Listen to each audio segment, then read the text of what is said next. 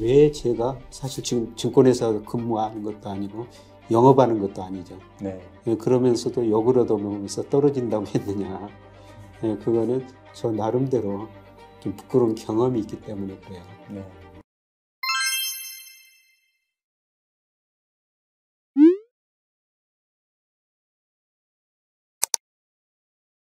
안녕하세요. 김영익의 경제스쿨 구독자 여러분.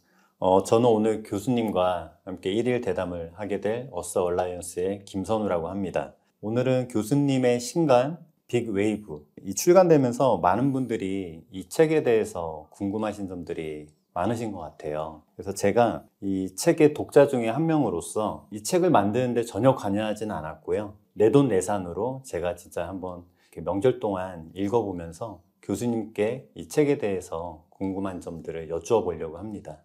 안녕하세요, 교수님. 네, 안녕하십니까. 네, 너무 떨리네요. 아이고, 편하게 하십시오. 네, 교수님하고 이렇게 한 자리에서 한 카메라에 들어간다는 것 자체가 큰 영광입니다. 제가 영광이죠. 아닙니다. 그래서 일단 개인적으로 교수님께 한번 뵈면은 뭐 시간이 되면 꼭 여쭤보고 싶었던 게 있었어요. 이 책과 관련이 있는 질문은 아니고요. 특히 작년 한 해 동안 교수님께서 정말 유튜브라든가 여러 매체를 통해서 경제 인사이트를 나눠주시고 그러셨는데요. 정말 바쁘셨을 것 같은데 교수님께서 스스로 생각하시기에 작년 한 해는 어떤 해였는지 좀 궁금합니다. 제가 정말 바쁜 한 해였던 것 같아요. 제가 증권사 리서치센터 애널리스트로 이코노미스트로 근무할 때 2006년, 2007년에 정말 바빴었거든요. 여러 기관 투자에 대해서 설명회 한번 해라. 여러 군데서 강의해라. 하루에 서너 군데도 다니고 그랬었는데요. 그 이후로 작년 한 해가 제일 바빴던 해였던 것 같습니다. 여러 기업 강의 다니고 물론 학교 강의는 기본적으로 하고요. 또 다양한 유튜브 출연을 많이 했었습니다. 그러다가 제일 기억에 남는 거는 이 김 대표님 때문에 제 유튜브를 만들었다는 겁니다. 그래서 감사합니다. 그동안 사실 여러 군데서 유튜브 한번 개인적으로 만들어 보자 이런 제안이 있었는데 저 그렇게 부진할 자신도 없고요. 계속 내보내야 되는데 그런데 참고 있었죠. 근데 김 대표님이 오셔가지고 제가 서강대로 찾아뵙고 졸랐죠 거의. 그래서 딱 처음에 뵙고 이분들하고는 이래도 괜찮을 것 같다. 그래서 작년에 제일 기억에 남는 거는 유튜브를 만든 겁니다. 다행스럽게도 만들자마자 여러분들이 관심을 가져주셨고요. 많이 봐주셔가지고 고맙다는 이런 말씀을 드리고 싶습니다. 벌써 구독자가 유튜브를 이렇게 개국하신 지 1년도 안 됐는데 10만 명에 가까운 분들이 계시더라고요. 저도 참 놀랍고 신기하기도 한데요. 어떠세요? 그 교수님이 작년에도 유튜브나 다양한 매체를 통해서 이렇게 좋은 경제 전망 해주시면서 이렇게 경제 위기가 오는 시점을 이렇게 또 전망해 주시고 많은 분들이 그걸 참고해서 본인들의 어떤 자산을 지키거나 투자 활동을 하는데 도움을 주셨다고 저는 생각을 하는데 근데 사실 모든 전망이 다 맞을 수는 없잖아요. 그렇죠. 그런 거에 대한 솔직한 부담감은 없으셨어요? 부담감은 있죠. 특히 경제가 나쁘다, 주식시장이 떨어진다 이렇게 전망할 때는 부담감이 더 큽니다. 제가 2007년에 8년 미국에서 금융위기가 온다. 좀 빨리 전망했었어요. 그런데 2007년 상반기에 주가가 많이 올라 버렸거든요. 그래서 정말 많은 요구를 얻어먹었었죠. 그때 은행에서 증권회사에서 주식형 펀드 캠페인을 하고 있었는데요. 제가 주가가 떨어진다고 그러니까 은행 지점장들 그다음에 심지어는 저희 회사 지점장들까지도 저를 싫어했습니다. 너 때문에 돈이 안 들어온다. 영업이 안 된다고요? 그런데 결국 제가 생각한 것보다 좀 더 늦게 위기가 왔었죠. 제가 주가가 3,300이 넘었을 때 2,200까지 떨어진다. 일부 언론하고 인터뷰를 했는데요. 3,300 갔을 때 2,200까지 떨어진다고 그러니까 누구도 그냥 좀 넘어갔죠. 그래서 그때 그 댓글이 100만 건이 넘었다고 그러는데요. 100만 건? 그런데 댓글이 다 욕이었대요. 그러니까 떨어진다고 전망하기는 굉장히 어렵습니다. 그리고 틀리는 경우는 더 어렵고요. 그런데 이게 증권사에서 대부분 낙관적인 전망을 많이 하거든요. 주가가 오른다고 했는데 떨어지면은 사실 투자자들께서 별로 욕을 안 하세요. 다 증권회사는 당연히 오르겠지. 그런데 떨어진다고 했는데 주가가 올라버리면요. 이때는 나만 돈을 못 벌었네. 네. 이러면서 그 투자자분들이 굉장히 그때를 싫어하거든요. 음. 떨어진다는 이야기를 못 하는데 그러면 왜 제가 사실 지금 증권회사에서 근무하는 것도 아니고 영업하는 것도 아니죠. 네. 그러면서도 욕을 얻어먹으면서 떨어진다고 했느냐. 그거는 저 나름대로 좀 부끄러운 경험이 있기 때문에 그래요. 네. 한번 회사를 옮겼을 때 제 이름으로 회사에서 펀드를 랩 상품을 만들었는데 많은 사람들이 가입했는데 만들자마자 주가가 2008년 이후로 급락한 적이 있었거든요. 네. 그때 많은 분들한테 손해를 입히고 음. 또 한 번은 또 다른 회사에서 또 한 번 그런 실수를 했었죠. 물론 제가 운영한 건 아닌데. 네. 그래서 두 번에 걸쳐 가지고 큰 그 고객들한테 큰 손실을 입혔기 때문에 네. 지금이라도 그런 이야기는 해줘야 되겠다. 어떤 뭐 개인적인 사명감 같은 것일까요? 네. 그래서 뭐 제가 뭐 학교에 있으니까 누구한테 영업하는 것도 아니고 그럼에도 불구하고 사실 저는 뭐 주식시장에서 원금을 지키는 게 굉장히 중요하다고 생각하고 있거든요. 그런데 지나치게 뭐 주가가 많이 올랐기 때문에 또 원금 손실을 보는 경우가 많을 것이다. 네. 그래서 뭐 경고는 한번 해야 되겠다. 네. 그런 말씀을 좀 드리고요. 사실 제가 공부하는 거는 제가 그 증권회사 다닐 때는 주식 투자 못 했거든요. 근데 학교로 오니까 자유롭게 투자를 하죠. 네. 제 자산을 짓기 위해서 사실 제가 공부하는 거예요. 네. 그런데 뭐 여러 군데서 물어보니까 저는 그 대답해 준다고 그러는데 과거에 그 손실을 입힌 경험이 있기 때문에 제가 사실은 사실대로 말해야 되겠다. 네. 근데 늘 그 떨어진다고 말하는 것은 굉장히 부담스러운 일이에요. 네. 아마 저는 교수님이 그 출연하시는 유튜브에서 말씀하신 영상을 끝까지는 안 보더라도 대부분 보는 편인 것 같아요. 책도 읽는 편이고. 근데 이런 어떤 개인적인 말씀은 정말 많이 안 하셨던 얘기인데 해주셔서 조금 놀랐습니다. 그래서 사석에서 그때 교수님하고 가까웠던 지인분들 같이 식사하는 자리에서도 그분들께서 이제 교수님은 맞든 틀리든 이렇게 공부하시고 연구하신 걸 나눠주시는 게 어떤 학자적 양심이라고 표현하시더라고요. 그래서 그거에 가까운 어떤 지근거리에서 저는 항상 많이 느끼는 것 같아요. 그럼에도 불구하고 혹시나 그런 부담감이 있으실 것 같아서 항상 가까운 데서 저는 오히려 노심초사하거든요. 그렇죠. 뭐 전망이라는 게 맞을 수가 없고요. 네. 그런데 제가 경제학을 처음으로 배울 때 네. 아주 옛날 일입니다만 사무엘슨이라는 유명한 경제학자, 노벨 경제학상 받은 사람인데요. 그분 책으로 공부를 했는데 그분 책 서문에 보면은 한쪽으로 보면은 양머리 같은 그림, 한쪽으로 보면 새 주둥이 같은 그림을 그려놨거든요. 사회가 경제학이라는 게 그럴 거라는 거죠. 자기가 배운 이론 데이터에 따라 어떤 사람은 이거를 새 주둥이라고 부를 수도 있고 어떤 사람은 양머리라도 부를 수가 있다는 거죠. 경제학 사회학에는 그런 거예요. 그런데 증권사 그 애널리스트의 가장 중요한 점 하나가요. 이것도 같고 저것도 같다. 그러면은 펀드 매니저들이 뭐하러 왔냐 그래요. 네. 그래서 이것이다 저것이다 이야기를 해달라는 거죠. 네. 그러기 위해서는 다양한 데이터가 있고 거기를 뒷받침할 수 있는 이론 데이터들이 있어야 된다는 거죠. 네. 그래서 애널리스트는 한쪽으로 이야기할 수밖에 없습니다.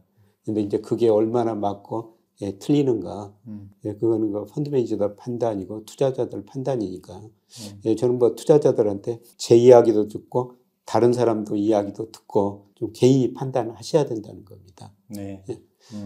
그런데 사실 그 개인들이 이 사람은 이 이야기하고 저 사람은 저 이야기하니까 굉장히 헷갈려가지고 뭐 어떤 게 맞는지 모르겠다는 것이죠. 어떤 게 맞는 거를 알려면 좀 공부를 하실 수밖에 없다는 겁니다. 네. 그래서 애널리스트 그 얘기 말씀하시니까 생각나는 건데 제가 올해 처음으로 독서했던 책이 그 교수님께서 약 한 16년, 17년 전에 쓰셨던 그 프로로 산다는 것. 제가 교수님께도 카톡으로 새 인사경에서 막 보내드렸었는데 그 책에서 이제 어떤 앞으로 교수님께서 17년 전에 김혜익 교수님이라는 분께서 이제 앞으로 나는 최장수 현역 애널리스트, 영원한 애널리스트로 남고 싶다는 막 그런 바람을 적으셨던 게 기억이 나요. 예, 예. 그래서 요즘 교수님께서 어떤 개인적인 바람이나 너무 바쁘셔서 그런 어떤 겨를도 없으실 것 같긴 하지만 어떤 올해의 어떤 바람이나 목표가 있으시다면 어떤 것들이 있으실까요?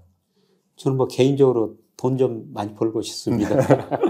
그 워렌 버핏이 그 네. 이전에도 돈을 벌었지만은 네. 65세 이후로 돈을 많이 벌었더라고요. 네. 제가 올해 만 65세예요. 네. 그래서 돈 좀 벌고, 예, 그 다음에 그 돈을 좀, 돈은 저는 나누는 거라고 생각하고 있거든요. 네. 뭐 제가 이런 책 사가지고 인생을 거의 다 뭐 다 기부하고 있습니다만, 네. 뭐 돈 좀 벌어가지고 우리 경제가 구조적으로 저성장하면서 차별화가 너무 심화됐거든요. 네. 예, 저는 금융회사 다니면서 정말 뭐 2조 7천억 가지고 있는 이런 부자들도 봤지만은, 예, 제가 증권사 리서치센터 옮기면서 제가 연봉 많이 받았다고 어떤 언론에서 기사를 썼더라고. 사실 그 정도는 안 받았는데 그런 기사가 나오니까 정말 어려운 분들이 찾아와가지고 좀 도와줄 수 없느냐. 중소기업하다 실패한 분, 자영업하다 실패하신 분, 학생들, 심지어는 화가마저 그림 하나 사달라. 그래서 금융회사 다니면서 부자도 봤지만 가난한 사람도 많이 봤거든요. 예, 그래서 차별화가 너무 심화됐다. 그래서 제 우선소원은 돈 좀 더 벌어가지고요. 네. 그 돈을 나누고 싶은 거고요. 네, 그 다음에 두 번째로는 그 로버트 실러 에일대 교수가 있습니다. 네. 이분이 그 금융 민주주의라는 단어를 쓰거든요. 이게 뭐냐면은 금융으로 모든 국민이 부자가 되는 겁니다. 그러기 위해서는 전제 조건이 금융에 대한 정확한 정보를 많이 제공해 주는 데가 있어야 된다는 것이죠. 네. 예, 그래서 저 나름대로 제가 가지고 있는 뭐 그동안 이론, 데이터 이런 걸 보면서 금융에 대한 정보를 좀 더 많이 전달해 주고 싶어요. 네. 예, 그런데 물론 뭐 제가 뭐 다 아는 건 아니니까 한계가 있는데, 예, 그래서 유튜브 하면서도 조금 더 공부해가지고 조금 더 좋은 내용을, 예, 전해드려야 되겠다. 이게 올 한 해 제 소원입니다. 네. 너무 제가 개인적으로 궁금한 것만 여쭤보는 것 같은데 책 얘기하러 나왔는데 네. 교수님 감사합니다. 그러면 책 관련해서 이제 저도 읽어보면서 사실은 저의 어떤 평범한 경제와 금융 지식 수준을 갖춘 사람들의 어떤 기준에서 이제 저는 당연히 봤고 그 관점에서 이제 궁금한 것들을 좀 몇 개 좀 뽑아봤어요. 예, 근데 사실 이제 이 저서의 부제가 준비된 위기는 기회다라고 적혀 있는 게 일단 그게 되게 눈이 많이 갔고요. 근데 사실 대부분이 이렇게 말하면 뻔한 얘기라고 생각하시는 분들도 계실 것 예, 같아요. 근데 그게 저는 그분들이 그런 경험이 없으셔서 그렇다고 저는 좀 보거든요. 그래서 이런 위기를 경험해 보지 못한 투자자들이 더 많은데, 그래서 교수님께서 조금 더 친절하게 준비된 위기라는 게 도대체 어떤 뜻이고 이것이 왜 기회인지 그거를 좀 먼저 좀 여쭙고 싶어요. 예, 경제라는 건 장기적으로 성장해요. 예, 그런 데서 성장 과정에서 늘 사이클이 있거든요. 뭐 제가 1988년에 증권회사 들어갔습니다만은 뭐 그 사이에도 어려운 시절이 많이 있었죠. 뭐 2000년에 IT 거품 붕괴되고 2008년에 미국에서 위기가 왔고 그다음에 코로나로 위기가 왔고요. 예, 그러나 이런 위기가 왔을 때 부의 격차가 더 커져 버리거든요. 그러니까 이런 위기를 미리서 대응하고 위기가 오면은 가서 위기가 오더라도 위기가 조금 더 정확하게 예측할 수가 있다면 그 길목에 가서 앉아 있으면 돼요. 앉아 있으면 부를 늘릴 수가 있다는 것이죠. 네. 그런 준비를 해야 되는데 뭘 가지고 앉아 있어야 되냐? 현금을 가지고 앉아 있어야 되죠. 네. 근데 보통 뭐 우리 투자자들은 이런 위기가 왔을 때 사실 현금이 없거든요. 뭐 제 주위에 부자들 많이 있습니다. 금융회사에서 부자 많이 봤다고 그러는데요. 예, 대표적으로 이런 부자들 보면은 위기 때 더 부자가 되는 거예요. 예, 제일 제가 알고 있는 부자 중에 한 사람이 97년 외환위기 때 큰 부를 축적한 거예요. 그 이전에 건설업을 하다가 어려운 시기가 올 것 같은 느낌이 들더라는 겁니다. 그래서 주변 사업 다 정리하고 핵심 사업만 남겨두고 현금으로 가지고 있었죠. 근데 외환위기가 가지고 코스피가 277까지 떨어지고 뭐 삼성전자가 그때 액면분할전이면 3만 원까지 떨어졌어요. 지금 가격은 600만 원인데. 네. 그리고 뭐 모든 자산가액이 급락했었죠. 네. 예, 그때 그런 싼 자산을 투자해가지고 엄청난 부자가 된 거고요. 네. 그래서 그때 현금이 있어야 된다는 거죠. 그게 이제 준비라는 겁니다. 쉽게 네. 말씀드리면. 음. 예, 그리고 또 용기가 있어야 돼요. 자산가격이 많이 떨어지면 최근에 뭐 코스피가 2135까지 떨어지니까 뭐 1800 간다. 뭐 이런 전망도 많이 나오고 있거든요. 네. 예, 그런데 우리 경제력에 비해서는 2135는 지나치게 저평가된 거예요. 네. 그러니까 이럴 때는 또 용기가 있어야 되죠. 네. 제가 준비라는 거는 현금과 용기예요. 그래서 이런 시기가 오면은 또 이거는 지나가거든요. 장기적으로 모든 자산 가격은 특히 주가라는 아직도 상승 추세인데 그 추세에 반드시 접근해 가게 돼 있습니다. 네. 예, 불을 늘릴 수 있는 기회라는 것이죠. 예, 그런데 이런 이야기가 나오면은 가끔 제가 강의하면요. 당신 재산은 얼마나 됩니까? 물어봅니다. 예, 계좌 그런데 예, 인증해달라고 하나요? 예, 네. 그 돈이 많아야지 자기도 강의 내용을 음. 예, 좀 믿겠다는 것이죠. 네. 예, 그런데 제가 증권회사 다니면서는 투자를 할 수가 없었어요. 네. 다양한 규제가 있거든요. 음. 예, 그래서 지금은 이제 규제에서 완전히 벗어났기 때문에 지금 뭐 투자해가지고 돈 벌 수 있는 기회가 온 거죠. 예, 그런데 그런 질문 나오면은 저 뭐 축적된 자산은 없습니다. 예, 그러나 한 달에 몇백만 원은 남을 위해서 씁니다. 네. 뭐 그런 식으로 대답하고 넘어갑니다. 실제로도 저희한테 너무 맛있는 거 많이 사주셔가지고 아, 무슨 그 말씀이에요? 돈만 해도 꽤 나가실 것 같은데요. 아, 오늘은 제가 살라고 그러는데 이 젊은 PD들이 아, 자기들이 가서 내버리는데. 네. 배은망덕하네요. 그래서 다음부터는 절대 카드 가져오지 말라고 그렇게 이야기하고 네. 올랐습니다. 아, 근데 평상시에도 너무 많이 챙겨주셔가지고. 아, 아닙니다. 그냥 제가 뭐 나이가 들었으니까 네. 나이 든 사람들이 지갑을 열어야 되죠. 제가 계속 이 자리에 앉아있는데 생각나는 분이 서영님이에요. 예. 갑자기 서영님 얘기 꺼내는 게 서영님이 싫어하실까봐 예. 제가 왜 여기 교수님하고 얘기하고 있냐고. 네, 아무튼 네, 교수님 근데 저는 이제 말씀해 주신 것에서 궁금한 게 그런 큰 위기가 올 때마다 더 큰 부를 만들 수 있는 기회가 온다고 말씀하셨잖아요. 예, 예. 그래서 IMF의 어떤 과거 사례도 말씀해 주셨는데 그럼 지금 2020년대가 그 정도로 어떤 큰 기회라고 볼 수 있을 만큼의 위기라고 이해하면 될까요? 지금은 IMF 때는 그런 큰 위기는 아니에요. 네. 예, 그런데 뭐 중간 정도 위기라고 보는데요. 그래서 코스피가 2135까지 떨어졌을 때 우리 명목 GDP에 비해서 한 거의 30%나 저평가됐거든요. 그때 주식을 사면은 평균적으로 30%는 벌 수가 있다는 것이죠. 네. 이 30%라는 게 굉장히 높은 수익률이에요. 우리 지금 명목 GDP 잠재성장 3% 되는데요. 뭐 그렇게 생각하면 우리 코스피 연평균 기대 수익률이 1, 2%포인트 높은 한 5%거든요. 네. 근데 이렇게 주식을 사면은 뭐 30% 수익을 낼 수 있다는 건 사실 큰 기회죠. 네. 그러면 이제 저 같은 평범한 사람들도 지금 같은 이런 어떤 IMF만큼은 아니지만 그런 위기 속에서 뭔가 지금 어떤 아까 말씀하셨던 준비, 현금과 용기가 있으면은 어떤 조금 더 부를 축적할 수 있는 기회가 있다고 그렇게 이해하면 예, 되죠. 예, 그렇죠. 저는 젊은 사람일수록 주식 투자를 많이 해야 된다고 생각합니다. 지금 금리가 올랐지만은 아마 우리 김 대표님이 뭐 저처럼 나이 들면은 다시 금리가 1%, 0%로 떨어질 거예요. 네. 그러니까 금리가 떨어지니까 어쩔 수 없이 우리가 투자를 할 수밖에 없다는 것이죠. 예, 그래서 좀 멀리 내다보고 투자를 해야 되는데요. 예, 그런데 뭐 젊은 분들이 너무나 서두르는 느낌을 제가 받았어요. 예, 그래서 제가 2년 전에 한 방송사에서 두 증권회사 데이터를 주더라고요. 연령별로 주식 수익률이에요. 예, 그런데 20, 30% 수익률이 제일 낮았습니다.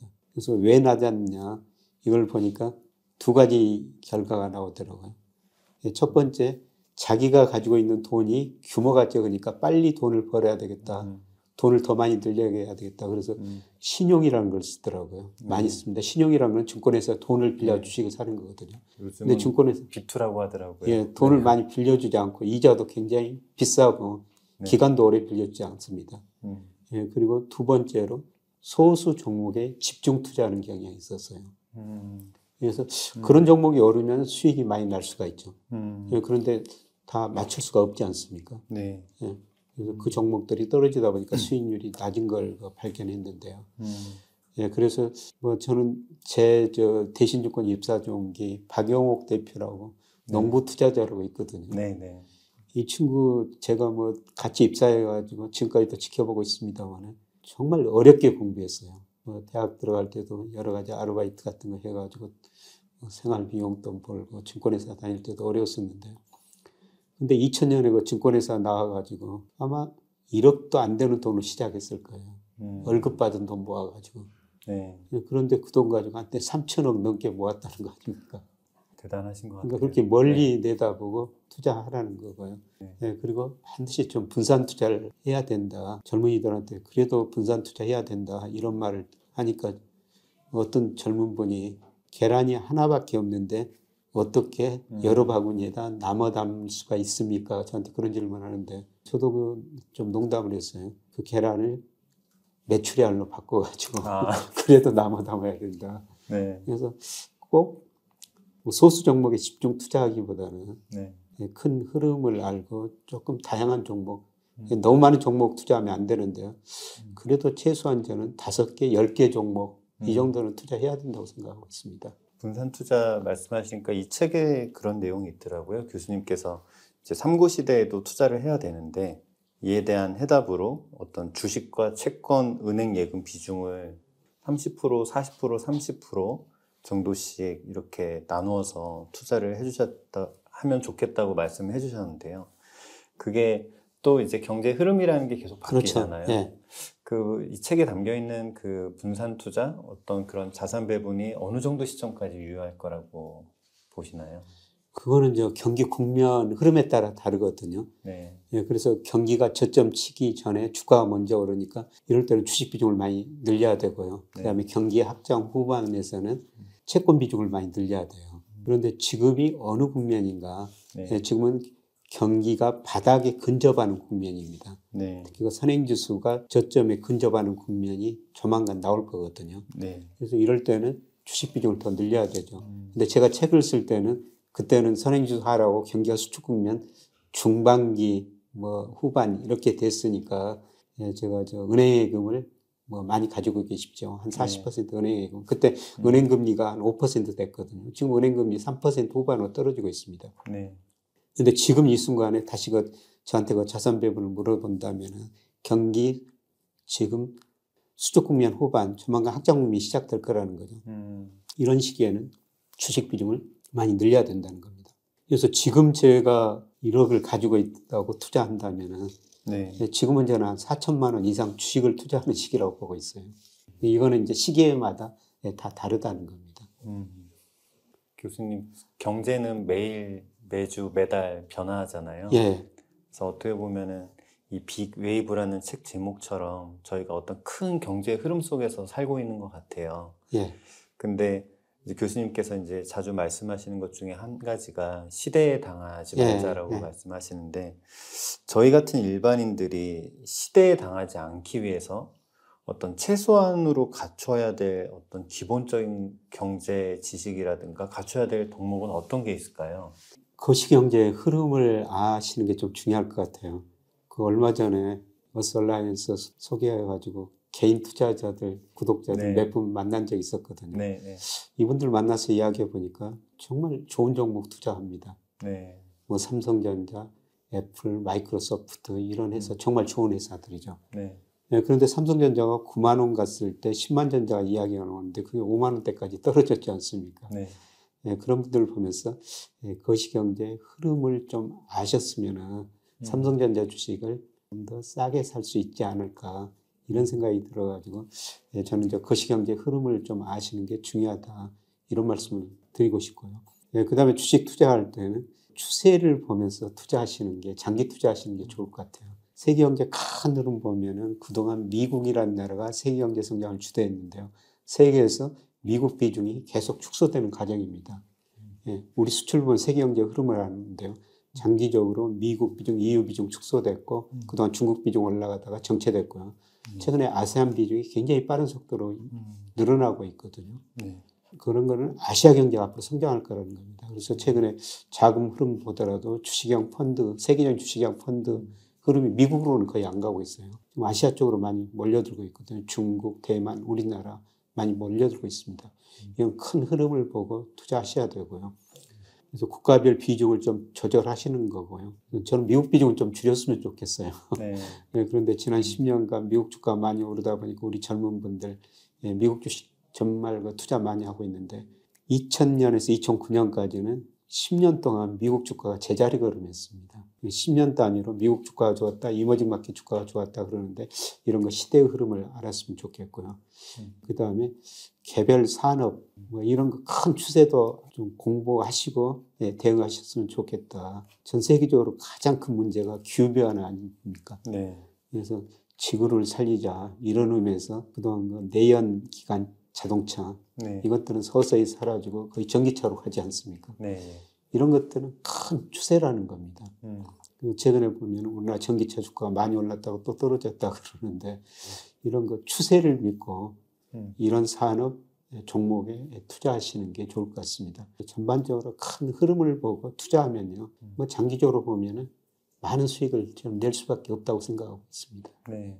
그 교수님 말씀대로 그 큰 흐름과 추세를 알려면 계속 매일매일 그래도 관심을 갖고 공부를 조금씩이라도 뭐 신문도 보고 뉴스도 보고 예.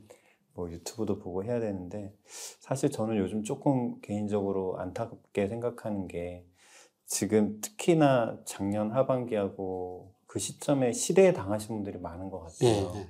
그래서 그분들이 그렇다고 기회가 저는 없는 건 아니라고 생각하는데요. 그래서 그분들께서 이 위기를 다시 발판으로 삼을 수 있는 어떤 그런 제언을 좀 해주시면 감사하겠습니다. 그러니까 늘 사이클이라는 게 존재하고 추세라는 게 존재하거든요. 네. 그런데 우리 지금 명목 GDP가 일본처럼 감소하는 시대는 아니에요. 기울기는 조금 줄어들었지만 아직도 장기적으로 상승하거든요. 모든 경제 변수는 추세에 따라 2로 갔다 밑으로 갔다 그러는데 지금 장기적인 추세 제일 밑으로 간 게 주식이에요. 네. 그러니까 저는 뭐 코스피가 3,000 넘었을 때 그때는 우리 주가가 제가 보는 명목 GDP 뭐 일평균 수출 통화량 이런 거에 비해서 가대평가됐었거든요. 네. 추세 이해에 있었어요. 근데 지금은 추세 밑으로 주식시장이 제일 많이 떨어져 있다는 거죠. 시간이 가면은 추세에 접근해 간다는 겁니다. 네. 그래서 이럴 때는 뭐 기존에 가지고 있던 주식 가지고 계신 분이라면은 가지고 계시는 게 좋을 것 같고요. 네. 근데 종목 점검은 한번 해볼 필요가 있어요. 네. 모든 종목이 같이 오르지는 않고요. 우리 경제가 구조적으로 저성장 국면에 들어서면서 차별화가 심화될 거거든요. 네. 그래서 아까 제가 전기차 같은 거는 장기 추세다. 네. 뭐 이런 종목들은 계속 가지고 계셔도 되는데, 네. 그런데 올해 우리 기업들이 구조조정을 좀 많이 할 거거든요. 사실 우리 기업 중 36%가 이자 보상 비율이 1 미만이에요. 그럼 우리 기업 36%가 1년간 영업이익 내가지고 이자도 못 갚는다는 거죠. 그런데 금리는 올라 있고 그 다음에 경기가 나빠지니까 앞으로 많은 기업들이 구조조정 할 수밖에 없어요. 네. 그런 기업을 사서는 안 된다는 거죠. 저도 작년에 큰 실수를 한번 했었어요. 교수님께서요? 제가 직접 투자하는 거 아닌데 네. 증권회사에서 자산 배분하면서 채권형 랩 상품을 가입해 놨거든요. 네. 그게 하이힐드 랩이라고 그러는데요. 거기에 가입해 놨어요. 그런데 그 증권회사 운용자가 어떤 코스닥 기업 채권을 샀는데 그 회사가 망해버렸습니다. 네. 그래서 그 회사가 망하니까 저는 거기에 회사 채권 산 게 영원이 돼버린 거죠. 그래서 큰 손실을 봤는데요. 그처럼 정말로 좋은 종목만 투자하셔야 된다는 겁니다. 네. 그리고 중요한 거는 이런 시기에 현금이 있어야 되는데 네. 우리가 어려운 시기에 현금이 없죠. 국민연금이 1980년부터 주식을 운영하기 시작했었는데요. 연평균 주식 운영 수익률이 한 10% 정도 됩니다. 굉장히 높은 거죠. 네. 그럼 국민연금 왜 수익률이 높냐? 매월 우리가 월급 받을 때마다 국민연금 내지 않습니까? 매월 내니까 국민연금은 매월 주식을 살 돈이 생기는 거죠. 그처럼 우리도 현금 흐름이 있어야 됩니다. 네. 그러기 위해서는 우리 열심히 일해가지고 월급 받아야 되죠. 교수님께서 저희들한테 자주 해주시는 조언이세요. 열심히 일해야 된다. 이래가지고 월급 받아야 되고요. 지금은 금리가 높아졌지만 장기적으로 금리가 떨어질 겁니다.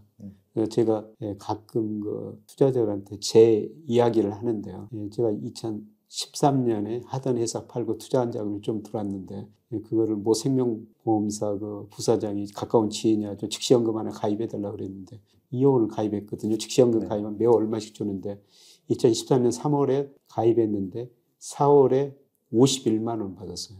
지금 28만 원 받거든요. 보험회사가 주로 채권 가지고 운영하니까 채권 수익률이 장기적으로 떨어졌다는 거죠. 이게 무슨 의미냐면은 제가 어떤 일을 가지고 30만 원 벌면은 금융자산 2억 가지고 있는 거랑 똑같은 현금 흐름이라는 거예요. 그래서 이런 시대는 정말 그 일하면서 근로소득 얻는 게 중요하고요. 근로소득 상당 부분을 좀 아끼면서 네. 이거를 멀리 내다보고 주식 투자를 해야 된다는 겁니다. 장기적으로 보면은 부동산, 채권, 뭐 여러 가지 투자 자산이 있는데요. 수익률이 제일 높은 게 주식이에요. 진짜 최근에 주식 투자로 이렇게 시대에 당하신 분들, 힘들어하신 분들께 조언을 해달라고 했는데 교수님께서 또 본인이 그런 실수하셨던 것까지 말씀해 주실지는 사실 진짜 몰랐어요. 그 위안이 되실지 모르겠지만 아무튼 교수님 같은 분도 그런 시행착오를 겪으신다는 게 그렇지만 이제 계속해서 또 열심히 일하고 현금 흐름 창출하고 또 지금 또 투자를 해야 된다라는 그 말이 상당히 인상 깊습니다. 그래서 그 채권형 랩을 해야 하고요. 그것 가지고 주식 투자해가지고 채권에서 잃었던 돈 다시 지금 벌고 있죠. 아, 진짜요? 그런 스토리는 또 몰랐습니다. 그런 관점에서 사실은 지금이 이제 책 제목 그대로 위기 속에서 기회가 있을 거라는 거에 참 많은 공감이 되는데요. 교수님 그 마지막으로 구독자분들께서도 지금 이미 이 책을 읽으신 분도 계실 거고 뭐 지금 이제 구매하셔서 읽으시려는 분들도 계실 것 같은데 이 책을 읽어보실 구독자분들께 이 책을 어떤 마음이나 어떤 생각으로 읽었으면 좋겠는지 그 말씀을 마지막으로 해주시면 감사하겠습니다. 그러니까 제가 처음부터 강조하지만 시대의 흐름, 거시경제의 흐름을 아셔야 된다. 그런 의미에서 제가 앞부분에는 거시경제 전반적인 글로벌 경제, 글로벌 금융시장, 우리 경제 흐름을 이야기했고요. 그러면 그 흐름을 보기 위해서는 적어도 몇 가지 경제 지표는 보셔야 되거든요. 네. 그래서 뒷부분에는 우리가 꼭 봐야 될 몇 가지 경제 지표를 소개해 놨어요. 네. 사실 뒷부분에 여러 가지 경제 지표를 소개해 놨습니다만 저는 그 두 가지만 꼭 보셨으면 좋겠다. 네. 경기에 선행하는 게 장단기 금리차입니다. 미국에서 최근에 장단기 금리차가 축소되니까 경기 침체가 온다. 네. 장단기 금리차가 경기에 선행하고요. 그 다음에 선행지수 순환변동치라는 게 있어요. 네. 선행지수를 OECD도 발표하고 우리 통계청에서 발표하거든요. 네. 그래서 선행지수는 미래의 경제지표를 이야기하니까 예를 들어서 2021년 6월에 우리 통계청 선행지수 순환변동치가 꺾이고 주가도 3,000에서 2,200까지 떨어졌지 않습니까? 네. 이 거시경제지표 제가 뒤에다가 여러 가지 지표를 설명해 놨습니다. 두 가지 지표는 꼭 보시는 게 좋을 것 같고요. 그 다음에 한 가지는 그 돈의 흐름이에요. 돈이라는 게 정말 똑똑합니다. 돈이라는 게 눈이 있다고 그러거든요. 수익률 높은 데로 이동해요. 그래서 돈의 흐름을 지켜봐야 됩니다. 그런데 최근에 그 돈의 흐름이 은행의 금리가 높다 보니까 은행으로 많이 몰려드는데 최근에 은행 금리가 떨어지기 시작하고 그러다 보니까 다시 그 대기 자금이 서서히 늘어나고 있거든요. 이거는 주식시장의 긍정적인 신호라는 것이죠. 네. 그래서 장단기 금리차, 선행지수 순환변동치, 그 다음에 돈의 흐름. 네. 이거는 그 한 군에 들어가면 여러 가지 통화지표가 있고요. 그 다음에 증권회사에서 지금 고객의 납금이 얼마다, 주식형 펀드가 얼마다, MF가 얼마다, 이걸 매일매일 발표하거든요. 그래서 제가 그거를 매일매일 데이터에 입력하고 전망하면서 보는데 최근에 대기 자금이 서서히 늘어나고 있습니다. 그래서 쉽게 말씀드리면 우리가 그 갯벌 같은 데 가면은 이 개들이 많이 있다가 우리가 들어가면 숨어버리거든요. 다 구멍으로. 그런데 돈들이 지금 은행 예금으로 다 숨어버린 거예요. 그런데 지금 은행 금리가 낮아지고 있으니까 다른 데 수익률이 높은가 이 개들이 구멍에서 이제 머리만 조금씩 내면서 지켜보고 있는 겁니다. 그래서 이런 게 돈의 흐름도 보시는 게 굉장히 중요하고요. 그래서 제가 그런 경제 지표를 뒷부분에 설명해 놨으니까 다 읽어보실 필요는 없이 그 세 가지 정도만 보시면 될 것 같습니다. 저는 이 책 읽으면서 좀 저한테 좀 어려웠던 부분들은 그때 아마 명절 전후로 해서 유튜브에 이 책을 주제로 한 영상들 같이 보니까 좀 이해가 더 좀 잘 되더라고요. 예. 그래서 아마 이 책 지금 뭐 보시는 분들은 그런 부분들 잘 참고하셔서 보시면 될 것 같고요. 오늘 제가 교수님하고 이렇게 한 자리에서 감히 이런 경제책 교수님의 그 신간에 대해서 얘기를 나누었는데요. 좀 많이 부족했지만 많은 분들께서 양해해 주시면 감사하겠고요. 김 대표님 덕분에 이 책이 더 팔렸으면 좋을 것 같고요. 네. 저는 뭐 책 사가지고 거의 뭐 인쇄 대부분 다 기부하거든요. 네. 그래서 이 책이 좀 더 팔려가지고 김 대표님 덕분에 책이 더 팔려가지고 기부할 돈이 조금 더 늘어났으면 좋겠다 이런 생각이 듭니다. 네. 저도 도움이 됐으면 합니다. 진심으로요. 그래서 저도 사실은 저희 회사에서 어떤 뭐 이 책에 어떤 만드는 데 있어서 전혀 도움을 못 드린 책이긴 하지만 정말 제가 뭐 읽어보고 싶어서 읽어보고 너무 좋아가지고 교수님께 선뜻 제가 주제 넘게 한번 책 얘기를 한번 같이 하자고 했는데 이렇게 좋은 자리 만들어서 너무 감사합니다. 제가 고맙죠. 이렇게 소중한 자리에서 네. 제 이야기 또 들어주시고 아닙니다. 책도 소개해 주니까 제가 오히려 더 고맙죠. 네. 네. 그럼 교수님 어떻게 제가 이렇게 클로징을 해야 되는지 잘 모르겠는데요. 네, 오늘 네, 많은 좋은 말씀 해주셔서 감사하고요. 다음 책도 또 기대하겠습니다. 예, 제가 마지막으로 한번 그 말씀드리고 싶은 거는 네. 예, 저는 투자라는 게 늘 리스크하고 수익률, 위험하고 수익률의 적절한 관리라고 생각하고 있습니다. 네. 그래서 그동안 제가 지난 2년 동안은 좀 리스크 관리, 위험을 좀 관리하십시오. 이런 말씀을 드렸는데 예, 지금은 주가가 지나치게 저평가형에 들어섰으니까 위험 관리도 중요하지만은 지금은 수익률도 적극적으로 한번 추구해 보십시오. 예, 그래서 뭐 이런 책 제목을 기회라는 단어를 좀 넣은 것 같습니다. 네. 알겠습니다, 교수님. 그럼 저는 처음이자 마지막 네, 경제스쿨 출연을 이렇게 아니, 마무리하도록 마지막 하겠습니다. 아니고 앞으로 계속 하시죠. 아닙니다. 서영님한테 혼납니다. 네, 교수님 오늘 시간 내서 감사합니다. 예, 고맙습니다. 네.